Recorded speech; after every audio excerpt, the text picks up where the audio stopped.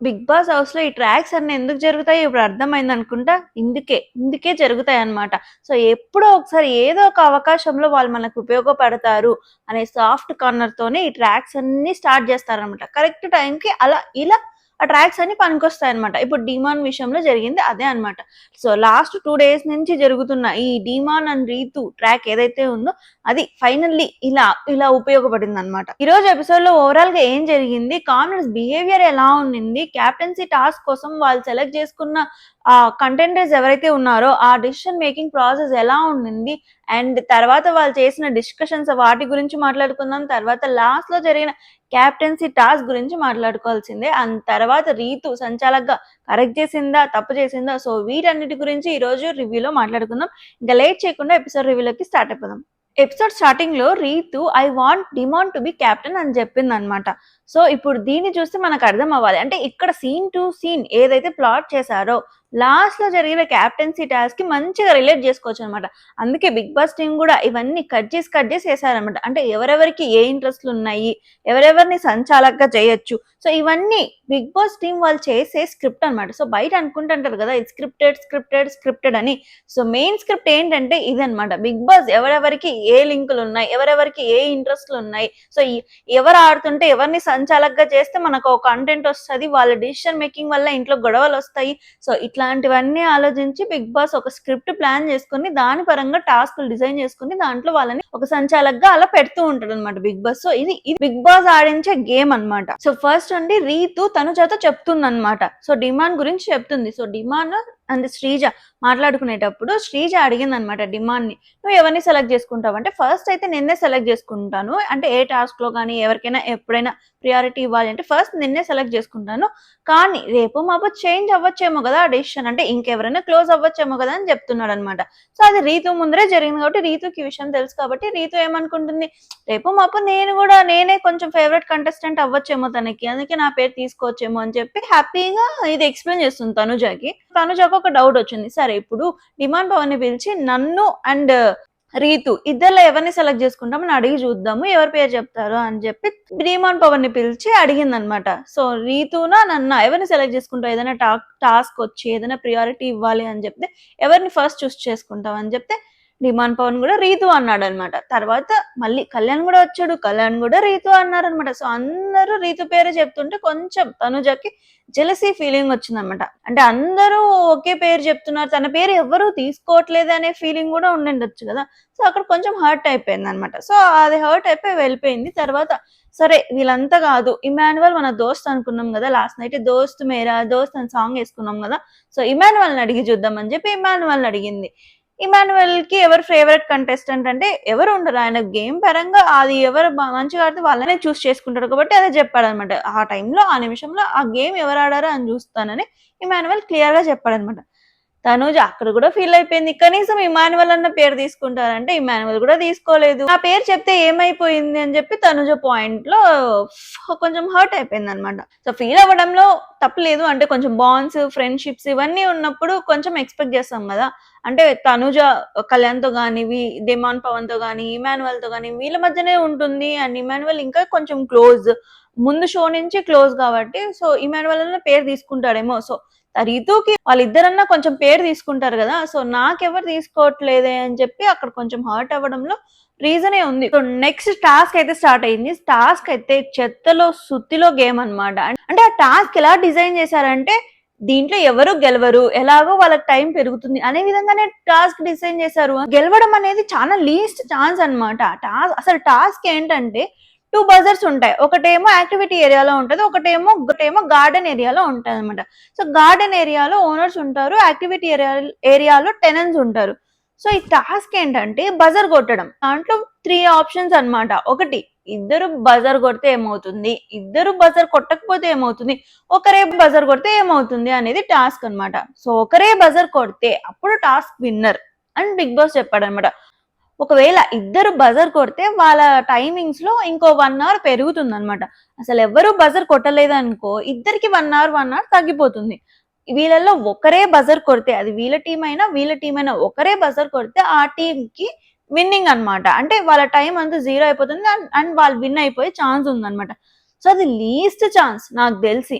ఎందుకంటే ఎవరైనా ఏం ఆలోచిస్తారు, ఇప్పుడు మనం ఏం చేయాలి, బజర్ కొట్టాలి. బజర్ కొడితే ఏమవుతుంది, ఒకవేళ ఛాన్స్ ఉంటే విన్ అవ్వచ్చేమో, మహా అంటే ఏమవుతుంది, ఇంకో 1 అవర్ పెరిగిపోతుంది, అంతే కదా ఎవరైనా ఆలోచిస్తారు. సో ఇద్దరు ఏం ఆలోచించారంటే, మనం విన్ అవ్వకపోయినా పర్వాలేదు, అవతలోళ్ళ టీము విన్ అవ్వకూడదు అంటే ఏం చేయాలి, మనం ఖచ్చితంగా బజర్ కొట్టాల్సిందే. వాళ్ళు ఒకవేళ కొట్టినా ప్రాబ్లం లేదు, 1 అవర్ ఇద్దరికి పెరుగుతుంది, సంబంధమే లేదు, ఈ నో ప్రాబ్లం అని ఇద్దరు అదే ఫీల్ అయ్యారు. సో ఇద్దరు అదే ఇంప్లిమెంట్ చేశారు. సో టాస్క్ లో 30 minutes ఉంటది వాళ్ళకి, ఆ 30 minutes లో కన్విన్స్ చేసుకునే ఛాన్స్ ఉంది. అంటే ఏం చేసుకోవాలి, ఇద్దరికి ఒకరికొకరు నువ్వు కొట్టకు నేను కొట్టను, అప్పుడు ఇద్దరికి 1 అవర్ తగ్గుతుంది, ఇంకో మిగతా టైం అంతా వేరే టాస్క్ లో తగ్గించుకుందాం, సో మనకి వేరే ఛాన్స్ వస్తుంది కదా గేమ్ ఆడడానికి. సో ఇందులో ఇద్దరం ఒకే లెవెల్లో ఆడదామని చెప్పి ఇద్దరు కన్విన్స్ చేసుకోవడమే వాళ్ళ టాస్క్ అనమాట. అది ఎవరు కన్విన్స్ అవుతారు, ఎవరు కన్విన్స్ అవ్వరు. చెప్పాను కదా, బజర్ కొట్టడమే కదా, మహా అయితే ఏమవుతుంది 1 అవర్ పెరుగుతుంది. సో ఆ పాయింట్ ఆఫ్ వ్యూలో ఇద్దరు బజర్ కొట్టేశారనమాట. అంటే ఆ 30 minutes అలా జస్ట్ అలా స్టార్ట్ అవ్వగానే ఇద్దరు బజర్ కొట్టేసి తర్వాత కాల్ చేసి మాట్లాడుకున్నారు. ఏమంటే కన్విన్స్ చేసుకోవాలి కదా. ఇక్కడ అందరూ డ్రామాలు ఆడారు, అందరూ మహా నాటకారులు అనమాట. అంటే ఫస్ట్ తనూజ అయితే ఇంకా అసలు ఏమన్నా డ్రామా చేసిందంటే, అక్కడ అయ్యయ్యో కొట్టద్దు నేను కాల్ అసలు ఆల్రెడీ కొట్టేశారు, తర్వాత కొట్టద్దు ఇప్పుడే కొట్టద్దు అని చెప్పి డ్రామా అనమాట. ఒక్కరు కాదు, ఇద్దరు కాదు, అందరూ, అటువైపు ఓనర్స్ డ్రామా, ఇటువైపు టెనెంట్స్ డ్రామా, అందరూ మహా డ్రామా ఆర్టిస్టులు కదా. సో పర్ఫెక్ట్ డ్రామా ఇంప్లిమెంట్ చేశారు. కానీ మ్యాటర్ ఏంటంటే, ఇద్దరికి తెలుసు ఇద్దరు కొట్టింటారని చెప్పి, అయినా కూడా డ్రామా అన్నమాట.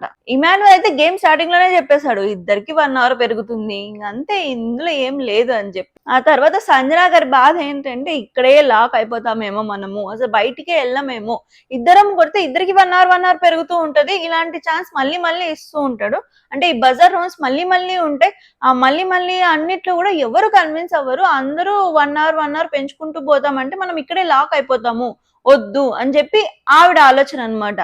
సో ఇట్లా ఒక్కొక్కరు ఆలోచించారు. బట్ ఫైనల్లీ అందరూ కలిసి బజర్ అయితే ఇద్దరు కొట్టేశారనమాట. కానీ బయటకు వచ్చి ఏం చెప్పుకున్నారు, ఇద్దరు మేము కొట్టలేదు అని చెప్పుకున్నారు అనమాట. కానీ ఫైనల్లీ బిగ్ బాస్ ఏం చెప్పారంటే, ఇద్దరు బజర్ కొట్టారు కాబట్టి ఇద్దరికి 1 అవర్ పెంచేస్తున్నా అని చెప్పారనమాట.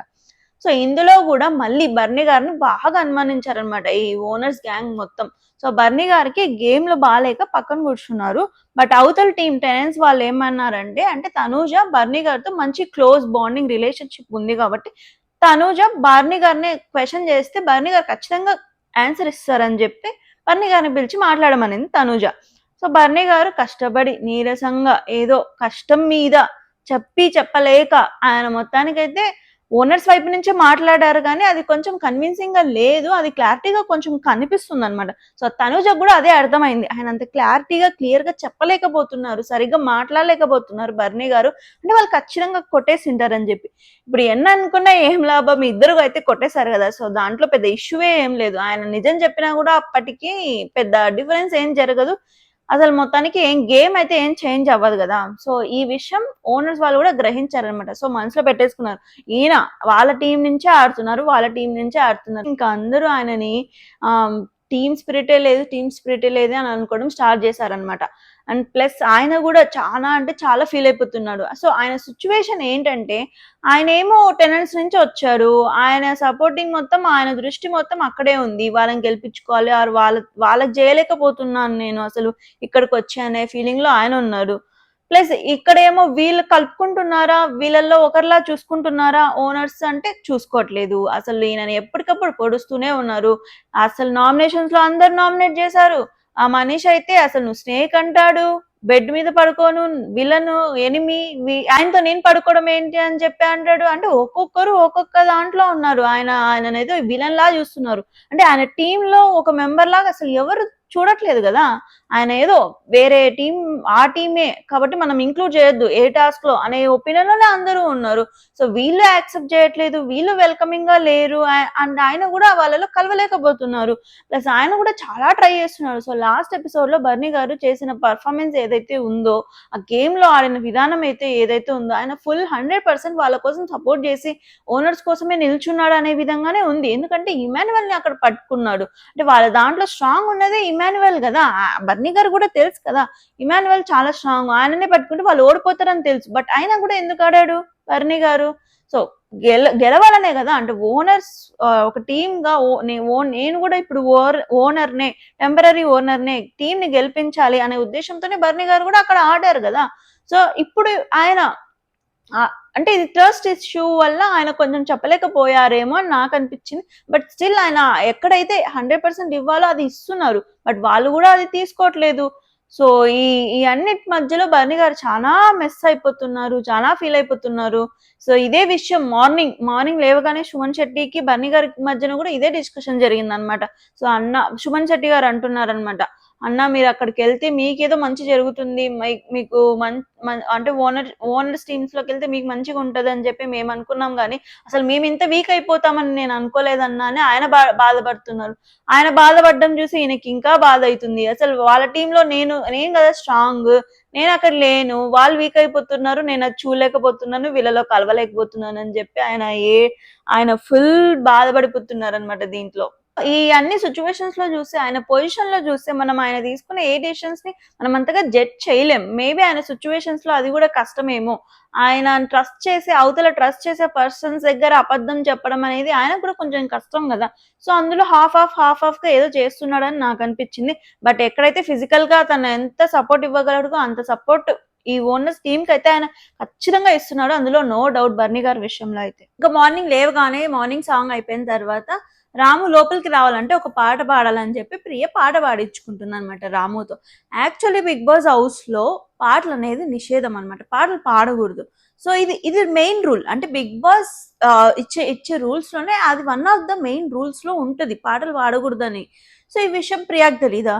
ఇక్కడ రూల్ బ్రేక్ చేసినట్లే కదా. మరి సంజన గారు తర్వాత ఫుడ్ తీసుకెళ్లి రీతుకి తినిపిస్తుంటే అప్పుడు రూల్ బ్రేక్ చేసావని చెప్పి మాత్రం అరుస్తుంది.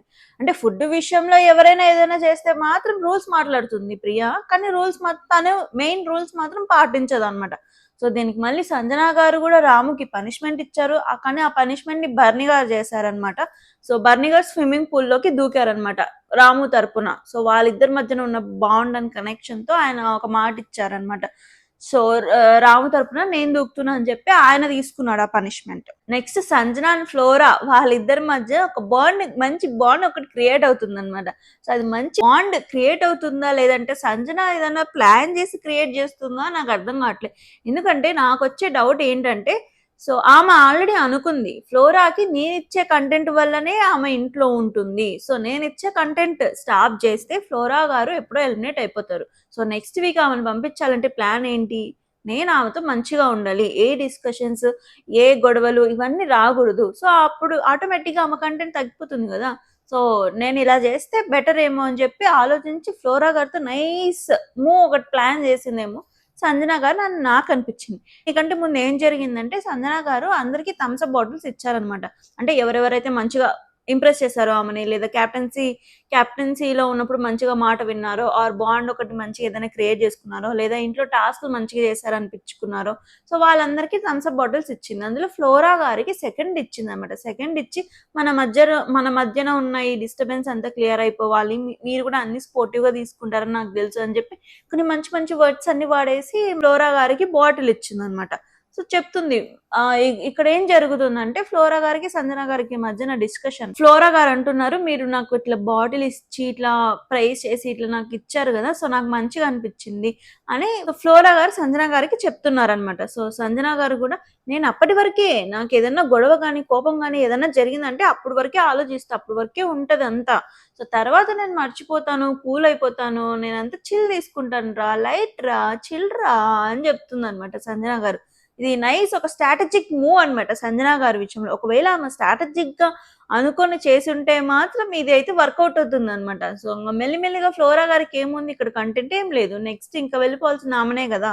బిగ్ బాస్ నెక్స్ట్ వచ్చేసి అందరినీ పిలిచి క్యాప్టెన్సీ కంటెండర్స్ ని సెలెక్ట్ చేసుకోమని టెనెంట్స్ కి చెప్పారనమాట.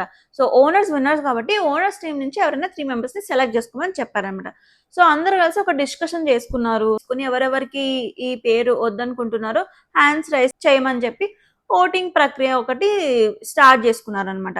సో ఆ ఓటింగ్ లో ఫస్ట్ ఎలిమినేట్ అవ్వాల్సింది డీమాన్ పవనే, కానీ డీమాన్ పవన్ ని మళ్ళీ తీసుకుని వచ్చింది ఎవరంటే రీతు. సో ఈ రీతు ఎలా ఇన్ఫ్లుయెన్స్ చేసిందంటే ఫస్ట్ కళ్యాణ్ ని తీసేసి బర్నీని పెట్టుకుందామని చెప్పి బర్నీని ఇన్ చేసింది అనమాట వాళ్ళు సెలెక్ట్ చేసుకున్న మెంబర్స్ లోకి ఫస్ట్ బర్నే వచ్చాడు. నెక్స్ట్ మనీష్ని తీసేసి డీమాన్ ని పెట్టుకుందాం అని చెప్పింది అనమాట. సో ఫస్ట్ డీమాన్ పేరు చెప్తే ఎవరికైనా డౌట్ వస్తుంది కదా. సో కొంచెం సైడ్ గా ఫస్ట్ బర్నిన్ లోపలికి తెచ్చింది, తర్వాత డీమాన్ పవర్ ని లోపలికి తెచ్చింది అనమాట. తర్వాత సంజన గారు శ్రీజ మీద ఇంట్రెస్ట్ తో శ్రీజ పేరు చెప్పింది అనమాట. సో శ్రీజ మీద ఇంట్రెస్ట్ అంటే లాస్ట్ దాంట్లో క్యాప్టెన్సీ ఇచ్చింది కదా, క్యాప్టెన్సీ విన్ అయ్యి ఈమెకి ఇచ్చింది కాబట్టి ఈమె కూడా ఒక సాఫ్ట్ కార్నర్ తో శ్రీజ పేరు చెప్పాలని శ్రీజ అని చెప్పింది. బట్ వాళ్ళేంటి ప్రియా పేరు ఆల్రెడీ తీసుకున్నారు కాబట్టి శ్రీజ వద్దనుకున్నారు. సో మొత్తానికి వాళ్ళైతే ముగ్గురినే కదా సెలెక్ట్ చేసుకోవాల్సింది. సో ఫైనల్లీ ఉన్న లిస్ట్ లో మళ్ళీ చివరిగా ప్రియాని కూడా మెల్లిగా తొలగించేసి డీమాన్ ని, మనీష్ ని, బర్నీని ఫైనలైజ్ చేశారనమాట. సో మొత్తం మీద మంచిగా ఇన్ఫ్లుయెన్స్ చేసింది ఎవరంటే రీతునే ఇక్కడ. సో ఫస్ట్ మెల్లిగా బర్నీని తెచ్చింది, తర్వాత డీమాన్ పవన్ ని తెచ్చింది, తర్వాత ప్రియాన్ని దీపించి మనీషే బెటర్ అని చెప్పి మనీష్ ని ఉంచుకుంది, మళ్ళీ డీమాన్ పవన్ ని ఉంచుకుంది. సో ఇలా అందరిని మేనేజ్ చేసి మ్యానిపులేట్ చేసి డీమాన్ పవన్ అయితే పెట్టింది అనమాట టీమ్ లో. సో అందరైతే దాన్ని కన్విన్స్ అయ్యారు. సో మెల్లిగా స్లోగా అందరికి డీమాన్ పవన్ కన్విన్స్ అయ్యేలా చేసింది అనమాట రీతు ఇక్కడ. తర్వాత ఈ టెనెంట్స్ అందరూ వచ్చి ఓనర్స్ కి చెప్పారనమాట, ఎవరెవరి పేర్లు తీసుకున్నారో వాళ్ళ పేర్లు చెప్పారు. సో పేర్లు విన్నాక స్టార్ట్ చేస్తారు కదా ప్రియా అండ్ శ్రీజ, మమ్మల్ని సెలెక్ట్ చేసుకోపోవడానికి రీజన్ ఏంటి అని చెప్పి వాళ్ళు అడిగారనమాట. సో వాళ్ళేంటి, మిమ్మల్ని సెలెక్ట్ చేసుకోవడానికి రీజన్స్ లేవు, కానీ మేము సెలెక్ట్ చేసిన వాళ్ళ మీద రీజన్స్ ఉన్నాయి కాబట్టి మిమ్మల్ని సెలెక్ట్ చేయలేదు అనే దాంట్లో వాళ్ళు ఉన్నారనమాట. అంటే ఇమాన్యువల్, రీతు, సంజన వీళ్ళందరూ ఇదే మాట మీదనే ఉన్నారనమాట. కానీ వాళ్ళు కన్విన్స్ అవుతారా? అవ్వరు. వాళ్ళేంటి ఫేవరెటిజం కా వెళ్ళారా అని చెప్పి వీళ్ళు పాయింట్ తీసారనమాట. సో దానికి వాళ్ళు ఎక్స్ప్లెయిన్ చేస్తున్నారు, ఫేవరెటిజం ఏం లేదు, అది లేదు అని ఒక్కొక్కరికి ఒక్కొక్క సంజాషి రీజనింగ్ అవన్నీ ఇచ్చుకుంటున్నారు అనమాట వాళ్ళు. హరీష్ కూడా కన్విన్స్ అవుతున్నాడు, ఓకే ఒక్కొక్కరికి ఒక్కొక్క ఫేవరెట్. అంటే నేను లాస్ట్ టైం సంజనాతో క్లోజ్ గా ఉన్నప్పుడు ఆవిడ నన్ను సెలెక్ట్ చేసింది కాబట్టి ఇప్పుడు వీళ్ళని మనీష్ ని సెలెక్ట్ చేయడంలో నాకు ప్రాబ్లం ఏం లేదని చెప్పి హరీష్ అన్న కన్విన్స్ అయ్యాడేమో గానీ ప్రియా, శ్రీజ అయితే నో అంటే నో, వాళ్ళని ఎందుకు తీసుకోలేదు అనే పాయింట్ లోనే వాళ్ళు ఉన్నారనమాట. శ్రీజ సంజన గారిని అడిగింది అనమాట. సో లాస్ట్ టైం క్యాప్టెన్ గా నేనే కదా మిమ్మల్ని చేసా, మీరు నా పేరు తీయలేదా అని చెప్పి అడిగింది అనమాట. సో సంజన గారు అయితే శ్రీజ పేరు తీశారు. సో అదే చెప్పింది ఆవిడ.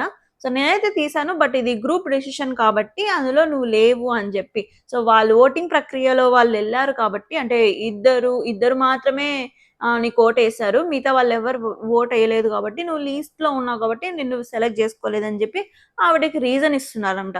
సో వాళ్ళేంటి ప్రియా అండ్ శ్రీజ, సో ఇది ఓటింగ్ ప్రకారం వెళ్ళిందా, మీ ఫేవరెటిజం వల్లనే వెళ్తే ఎలా, క్యాప్టెన్ అర్హత ఉన్న వాళ్ళని సెలెక్ట్ చేసుకోవాలి కదా. సో మీ ఫేవరెట్ లో మీకు ఎవరు కావాలో వాళ్ళు సెలెక్ట్ చేసుకుంటే ఎట్లా అని చెప్పి వాళ్ళ point of view. Sreeja and Priya వాళ్ళ పాయింట్ అడగడంలో తప్పేం లేదు, అంటే వాళ్ళని ఎందుకు సెలెక్ట్ చేసుకోలేదని క్వశ్చన్ చేయడంలో అసలు తప్పే కాదు.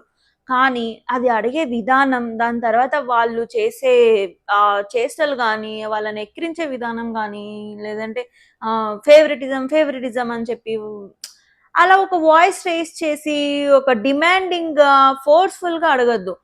సో అంతా చేసి, అంతా గేమ్ ఆడి, అన్ని పాయింట్స్ పెట్టి, అన్ని స్టాండ్స్ తీసుకొని ఏమవుతుంది, చివరికి నోరు ఎక్కువ అనే పాయింట్ మీదనే వస్తుంది. సో మనం ఏం చెప్పినా ఒక లిమిట్ వరకే ఉండాలి. మన పాయింట్ కంటే మనం చేసే ఈ ఎక్కువ ఇదే హైలైట్ అవుతుంది, కానీ మన పాయింట్ అక్కడ డైల్యూట్ అయిపోతుంది అనమాట.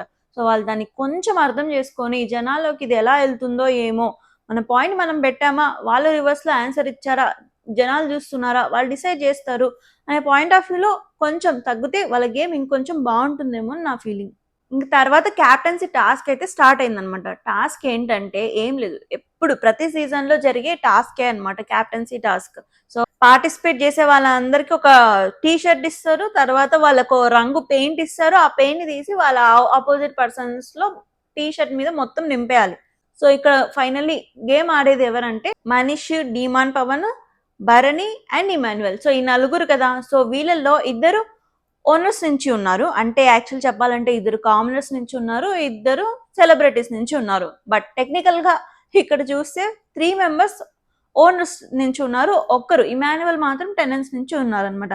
బేసిక్ గా ఇది ఇండివిజువల్ గా ఆడాల్సిన గేమ్. నిజంగా చెప్పాలి అంటే ఇండివిజువల్ గా ఒకరికొకరు ఆడుకోవాల్సిన గేమ్. ఆల్రెడీ 2 teams గా సెటప్ చేస్తున్నారు కాబట్టి వాళ్ళు ప్రతి విషయంలో, ప్రతి టాస్క్ లో టీమ్ గానే ఆలోచిస్తారు కాబట్టి వాళ్ళు ఒక టీమ్ ప్లేతోనే ఆడారనే నాకు అనిపించింది. బట్ అది కూడా పెద్ద తప్పు లేదు. బట్ ఎప్పుడు తప్పు అనిపిస్తుంది అంటే నువ్వు టీమ్‌గా ఆడి పక్కనోళ్ళని టీమ్‌గా ఆడుతున్నావు అన్నప్పుడు తప్పొస్తదనమాట. నువ్వు నిజాయితీగా ఇండివిడ్యువల్‌గా ఆడినప్పుడు పక్కనోళ్ళని ఇండివిడ్యువల్‌గా ఆడట్లేదు, టీమ్‌గా ఆడుతున్నావు అంటే ఓకే. రీజనబుల్. నువ్వైతే టీమ్‌గా ఆడతావు, పక్కనోళ్ళు టీమ్‌గా ఆడినప్పుడు మాత్రమే పాయింట్ తీసుకొనొస్తా అంటే మాత్రం తప్పే గదా! ఈ టాస్క్‌లో సంచాలకుగా ఎవరిని పెట్టారంటే బిగ్ బాస్ రీతుని పెట్టారనమాట. సో, ఇది స్క్రిప్టెడ్. నేను స్క్రిప్టెడ్ అని చెప్పాను కదా స్టార్టింగ్‌లో. ఇవన్నీ స్క్రిప్టెడ్ అనమాట. సో, బిగ్ బాస్‌కి అర్థమవుతుంది. సో, ఎవరెవరిని పెడితే గొడవలొస్తాయి, ఎవరిని తీసుకొనొస్తే నాకు కంటెంట్ ఒస్తాయి. సో, రీతుని తీసుకొనొస్తే రీతుకి ఇమాన్యుయల్ అంటే ఇష్టమే. డేమాన్ పవన్ అన్న ఇష్టమే. సో వీళ్ళిద్దరు డిఫరెంట్ టీమ్స్ లో ఉన్నారు. సో వీళ్ళకి సపోర్ట్ చేస్తుందా, వాళ్ళకి సపోర్ట్ చేస్తుందా అనే పాయింట్ లో రీతుని బిగ్ బాస్ తీసుకొని వచ్చాడనమాట.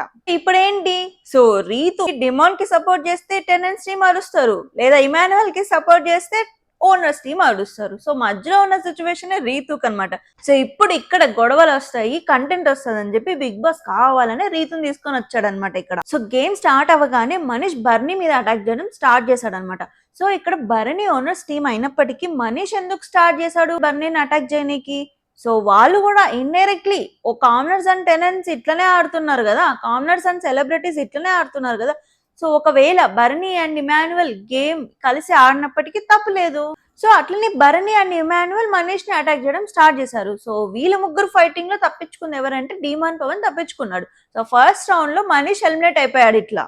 సో ఆ తర్వాత వాళ్ళ మెయిన్ టార్గెట్ ఎవరు ఉంటారు, ఇంకా డీమాన్ పవనే ఉంటాడు. కరెక్టే కదా, డీమాన్ పవనే ఉంటారు కాబట్టి డీమాన్ పవన్ ని అటాక్ చేయడం స్టార్ట్ చేశారు. సో ఇది చూసిన కామనర్స్ అప్పుడు స్టార్ట్ చేశారనమాట. సెలబ్రిటీ వర్సెస్ కామనర్స్ అని అరవడం స్టార్ట్ చేశారనమాట. సో ఇదంతా చూస్తూ రీతు కన్ఫ్యూజ్ అయిపోయింది అనమాట. సో వీళ్ళేంటి ఇలా అరుస్తున్నారు, మనీష్ ని ఆల్రెడీ తీసేసాను, నాకేమో డిమాండ్ పవన్ విన్ అవ్వాలని ఉంది, ప్లస్ ఇమాన్యువల్ విన్ అయినా నాకు నో ప్రాబ్లం, వీళ్ళిద్దరిలో నో ప్రాబ్లం. ఇప్పుడు బర్నీ అడ్డంగా ఉన్నాడు, ఇప్పుడు బర్నీని తీసేస్తే అమ్మయ్య వాళ్ళు కూడా సాటిస్ఫై అవుతారు, బర్నీ వెళ్ళిపోతాడు కాబట్టి, బర్నీ ఎట్లాగో వాళ్ళు సెలబ్రిటీలో కలిపేశారు కాబట్టి బర్నీని తీసినా నాకు నో ప్రాబ్లం కాబట్టి ఆ పాయింట్ ఆఫ్ వ్యూలో చూసి బర్నీని ఎలిమినేట్ చేసింది అనమాట. అక్కడ ఎట్లా ఎలిమినేట్ చేసిందంటే బర్నీ స్టాప్ అంటున్నా బర్నీ కంటిన్యూ చేశాడు అనే పాయింట్ లో ఎలిమినేట్ చేసింది అనమాట. కానీ ఆ తర్వాత పవన్ కూడా వచ్చి మళ్ళీ రిటర్న్ లో బర్నీకి పూసాడు స్టాప్ అన్నప్పటికీ అది మాత్రం చూడలేదన్నమాట.